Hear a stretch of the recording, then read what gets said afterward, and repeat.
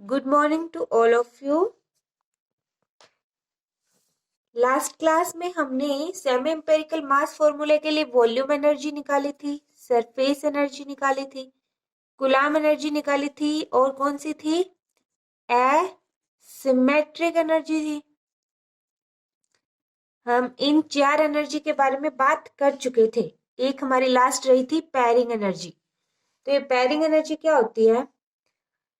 हमने क्या देखते हैं, अगर हम किसी भी न्यूक्लियस में देखें और प्रोटॉन और न्यूट्रॉन को देखें तो जिस न्यूक्लियस में प्रोटॉन क्या है, इवन नंबर है या नंबर ऑफ प्रोटॉन इवन है और न्यूट्रॉन भी क्या है, इवन है, तो ए भी क्या होगा, इवन होगा। यानी जिस न्यूक्लियस में नंबर ऑफ प्रोटॉन्स भी इवन है, नंबर ऑफ न्यूट्रॉन्स भी इवन है, उस न्यूक्लियाई में वो न्यूक्लियाई क्या होगा, मोस्ट स्टेबल न्यूक्लियाई होगा। उसके बाद अगर हम देखें जहां नंबर ऑफ प्रोटॉन्स भी क्या है, ओड है, नंबर ऑफ न्यूट्रॉन्स भी क्या है, ओड है, तो ए क्या होगा, इवन होगा, क्योंकि ए क्या होता है, पी प्लस है। तो ये क्या होता है, सबसे ज्यादा अनस्टेबल होता है। फिर ये देखा गया कि जहां नंबर ऑफ प्रोटॉन्स क्या है, इवन है, लेकिन नंबर ऑफ न्यूट्रॉन्स क्या है, ओड है, और जहां नंबर ऑफ प्रोटॉन्स ओड है और नंबर ऑफ न्यूट्रॉन्स क्या है, इवन है, तो यहां से ए हमें क्या मिलेगा, ओड। तो जिन न्यूक्लियाई में ये वाली कंडीशन मिल रही थी वो क्या थे, intermediate stable.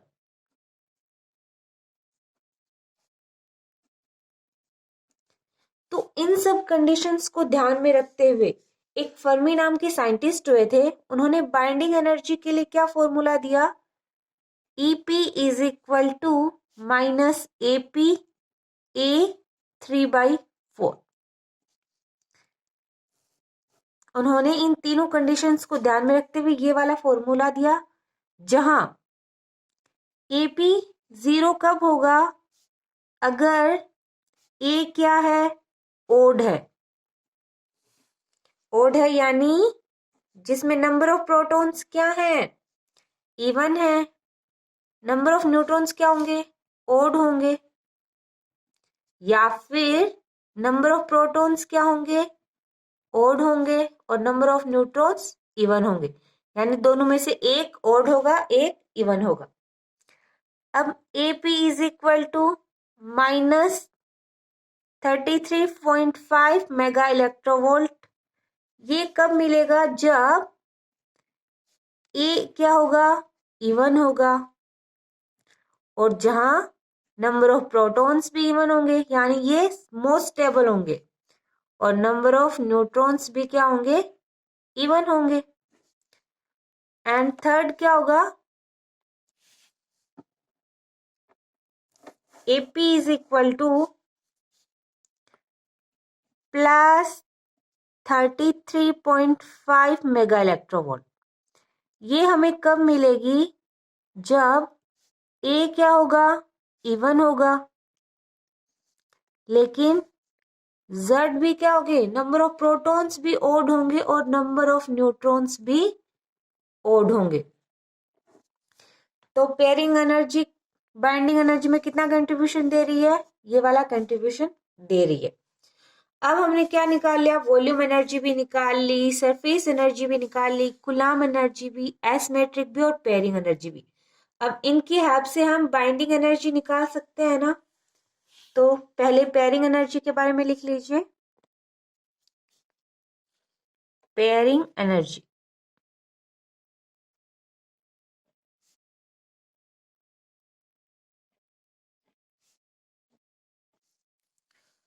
nucleons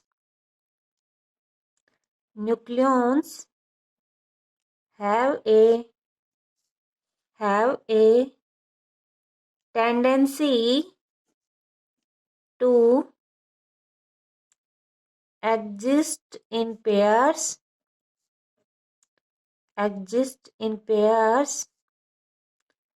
in the nucleus,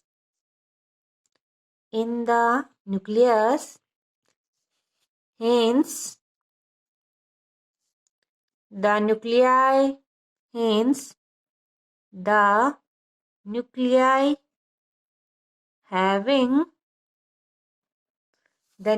having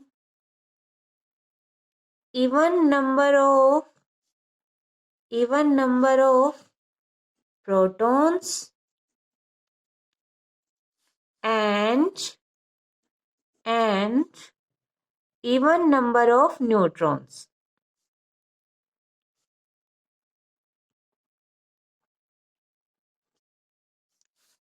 यानी even proton, even neutron, then A is also even. Are highly stable.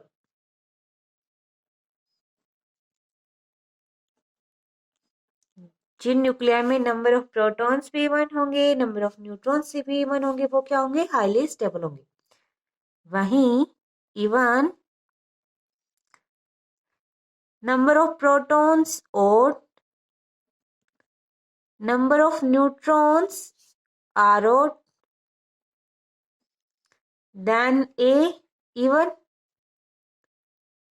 are least stable.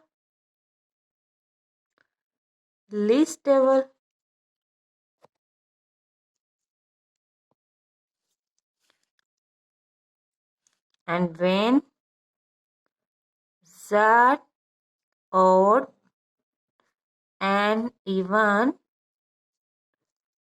or Z even and odd are intermediate stable.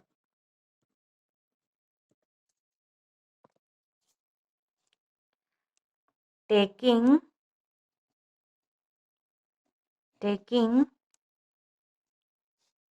into account of this stability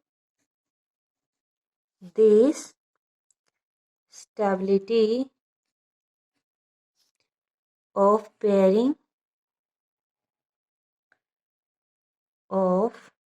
pairing effect,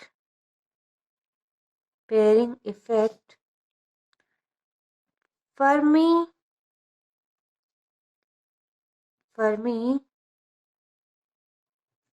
modify the binding energy formula. Binding energy formula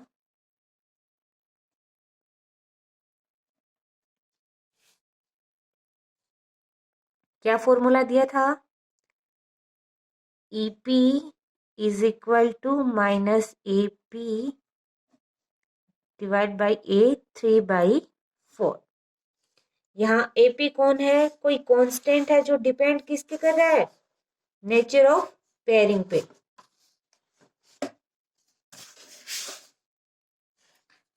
Where EP is constant depending upon the nature of pairing.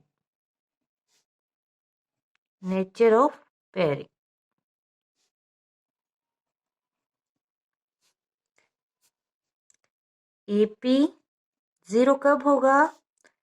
If A odd. और A odd कब होगा? जब number of protons even होंगे, number of neutrons क्या होंगे? Odd होंगे. या फिर नंबर ऑफ प्रोटॉन्स ओड होंगे और नंबर ऑफ प्रोटॉन्स इवन होंगे। AP is equal to minus 33.5 mega electrovolt if A even कब होगा? जब नंबर ऑफ प्रोटॉन्स भी इवन होंगे और नंबर ऑफ न्यूट्रॉन्स भी इवन होंगे। अब AP is equal to plus 33.5 mega electrovolt. ये कब मिलेगी? जब A क्या हो? इवन हो। नंबर ऑफ प्रोटॉन्स क्या हो? ओड हो। और नंबर ऑफ न्यूट्रॉन्स भी क्या हो? ओड हो।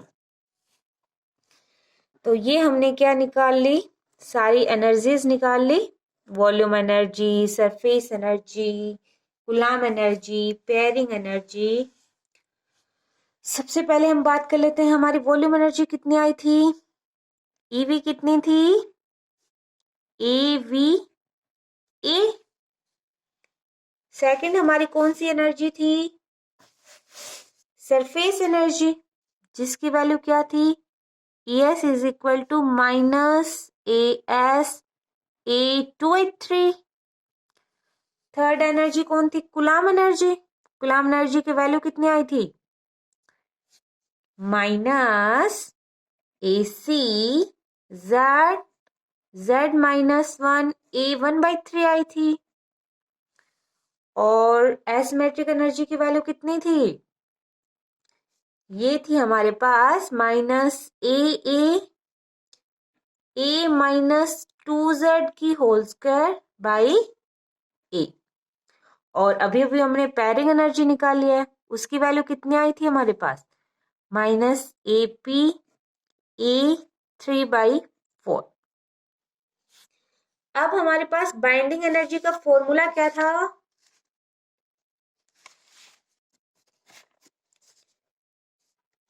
हमने क्या लिखा था? E किसके इक्वल होती है? EB is equal to volume energy, surface energy, coulomb energy, asymmetric energy और पेयरिंग एनर्जी। यानी E is equal to EB plus EV plus ES plus coulomb energy plus asymmetric energy plus pairing energy. अब हम क्या कर चुके हैं? ये सारी वैल्यूज निकाल चुके हैं। तो क्या करना है? हमें वैल्यू पुट करनी है। यानी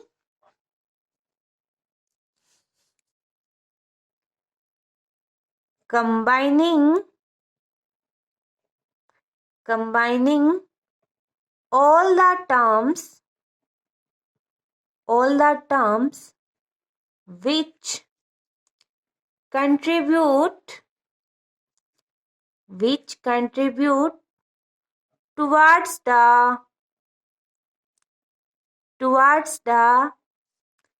binding energy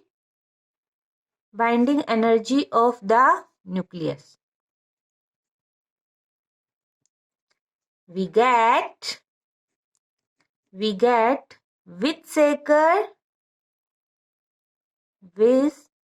Weizsäcker semi empirical binding energy formula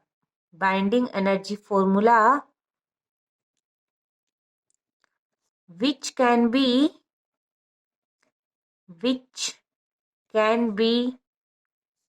written as। अब हमें क्या रखनी है? सारी वैल्यूज पुट करनी है। तो यहां से हमारी बाइंडिंग एनर्जी क्या हो जाएगी?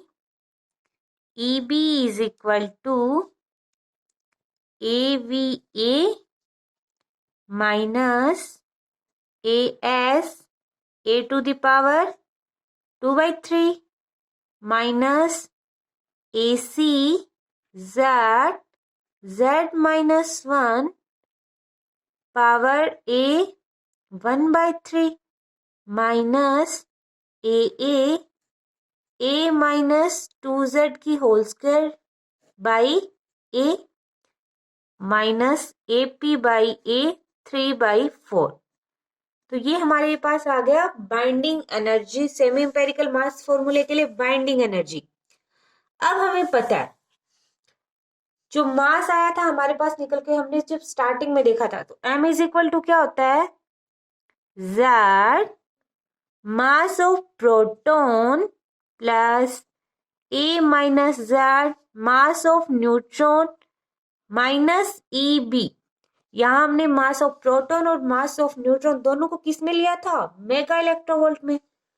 तो वैल्यू पुट कर दीजिए, तो यहां से M क्या निकल के आएगा, Z mass of proton plus A minus Z mass of neutron minus AVA minus AS plus 2/3 plus AC Z minus 1 power A 1/3 plus A minus 2Z की whole square by A plus AP power A 3/4। अब अगर हम AV, AS, AC, AA, AP की value देखें तो क्या मिलती है हमें, AV की वैल्यू होती है 14.1 मेगा इलेक्ट्रोवोल्ट, सरफेस एनर्जी की वैल्यू होती है 13.0 मेगा इलेक्ट्रोवोल्ट, AC की वैल्यू होती है 0.595 मेगा इलेक्ट्रोवोल्ट, AA की वैल्यू होती है 19.0 मेगा इलेक्ट्रोवोल्ट, और AP की हमें 3 वैल्यू देखने को मिली थी, -33.5 मेगा इलेक्ट्रोवोल्ट, 0 और प्लस 33.5। ये कब मिली थी, जब क्या हो, ये इवन न्यूक्लियाई के लिए थी। ये किसके लिए थी, 0 कब मिलेगी, जब इवन ऑड न्यूक्लियाई के लिए, और प्लस 33.5 कब निकल के आई थी, और न्यूक्लियाई के लिए।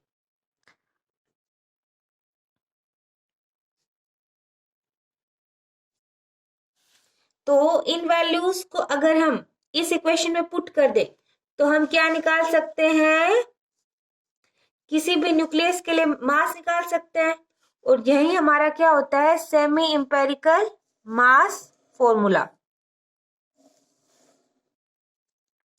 सेमी इंपेरिकल मास फॉर्मूला।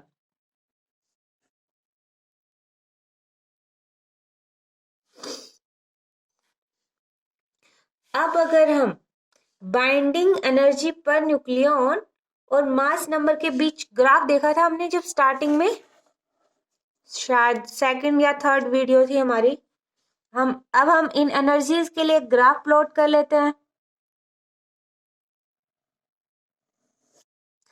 यहां पर बाइंडिंग एनर्जी पर न्यूक्लियॉन, ये हम ले रहे हैं मेगा इलेक्ट्रोवोल्ट के अंदर, मेगा इलेक्ट्रोवोल्ट पर न्यूक्लियॉन,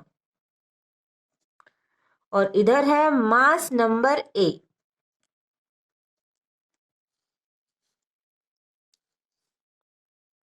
अब यहां से अगर हम देखें तो सबसे ज्यादा कौन सी एनर्जी मिलती है हमें, वॉल्यूम एनर्जी,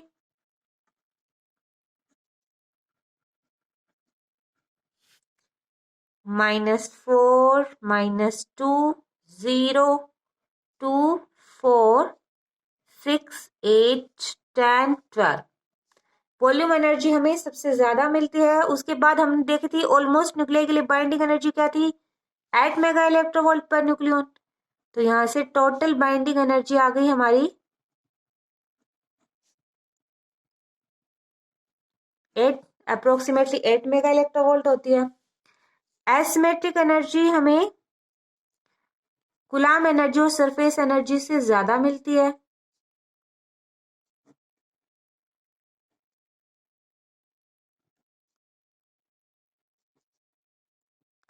अब बात आती है कूलाम एनर्जी की। तो coulomb energy binding energy per nucleon और मास नंबर के अंदर उसका ग्राफ कुछ इस तरह से आता है।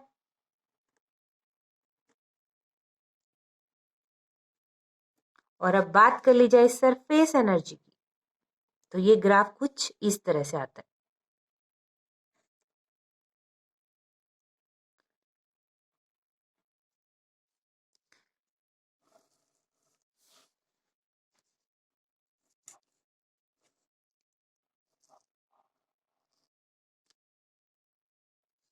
तो ये क्या हो गया, graph of volume energy, surface energy, coulomb energy, asymmetric energy and EB per nucleon with mass number.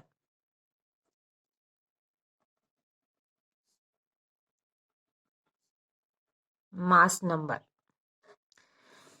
तो आज की क्लास में हमने क्या निकाला, सेमी इंपेरिकल मास फॉर्मूला निकाला। किन किन एनर्जी की हेल्प से, वॉल्यूम एनर्जी की हेल्प से, एसिमेट्रिक, सरफेस, कूलाम और कौन सी एनर्जी थी, पैरिंग एनर्जी। इन सब की वजह से हमने सेमी इंपेरिकल मास फॉर्मूला निकाला। कल की क्लास में हम इस फॉर्मूले से रिलेटेड एक दो क्वेश्चन सॉल्व करेंगे, न्यूक्लियर स्टेबिलिटी को देखेंगे। तो आज के लिए इतना ही। Thank you.